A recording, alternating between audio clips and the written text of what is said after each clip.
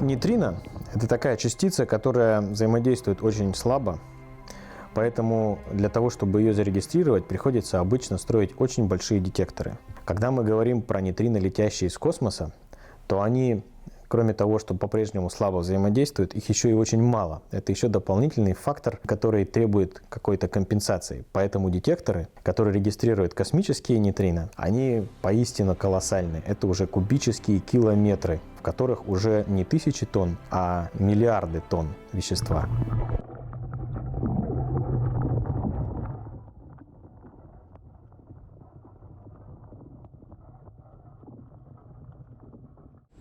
Вот эта идея создания таких больших детекторов, черенковских детекторов в воде в качестве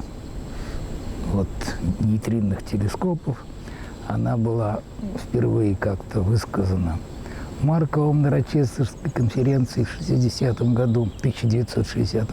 Идея Маркова состояла в использовании черенковского свечения больших объемов, природных объемов воды. И тогда вот Александр Евгеньевич Чудаков, он, собственно, и сам блестящий экспериментатор, и предложил, так сказать, Моисею Александровичу подумать на ту тему, что, вообще-то говоря, мы могли бы начать в Байкале, как на полигоне, значит, вот такие исследовательские работы. Байкальский проект, изначальная задача которого была, вообще говоря, стать полигоном, вот он постепенно образовался. Ну, датой образования, так сказать, можно считать 1 октября 1980 года, когда вот в Институте ядерных исследований была образована лаборатория нейтринной астрофизики высоких энергий, вот целой задачи. Я был избран ее руководителем. В 1987-1988 году уже была поставлена первая гирлянда, на которой были получены первые физические результаты. Она, по-моему, была уже основой для первой кандидатской диссертации. К 90-му году были решены основные задачи. Было понятно, какой сделать конструкцию этого детектора. Андреем Ивановичем Панфиловым была придуман замечательный каркас этого будущего детектора МТ-200, который верой и правдой служил, так сказать, всему эксперименту. Был создан оптический модуль.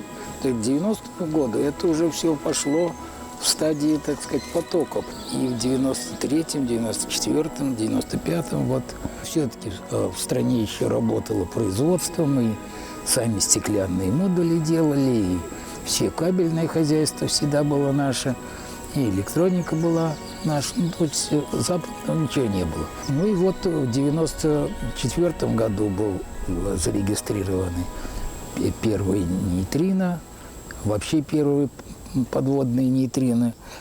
Вот, Джилкибаев провел этот анализ и выделил первые события от нейтрино. Наладилась регистрация нейтрино, шло измерение потоков. Вторая половина 90-х, начало 2000-х годов. Собственно, два детектора, Байкал и Аманда, которая была построена детектор на Южном полюсе, они, собственно, и определяли уровень результатов задачи изучения падающего на Землю диффузного потока нейтрино высоких энергий. Этот эксперимент создает инструмент для исследования новой области науки – нейтринной астрофизики. Два слова, нейтрино и астрофизика, это ключевые слова. Значит, нейтрино – это частица, которая позволяет исследовать процессы во Вселенной. Она обладает необычайными свойствами, не имеет массы, не имеет заряда, практически не имеет массы, и позволяет исследовать процессы, которые происходят в таких объектах, как взрывы сверхновых, в ядрах активных галактик и прочих самых мощных по своему энерговыделению объектах и процессах. А астрофизика – это как раз этот прибор, который будет находить эти объекты так же, как мы используем обычную нашу астрономию. Нейтрино позволяет развить новую область астрономии. Это нейтринная астрономия, астрофизика.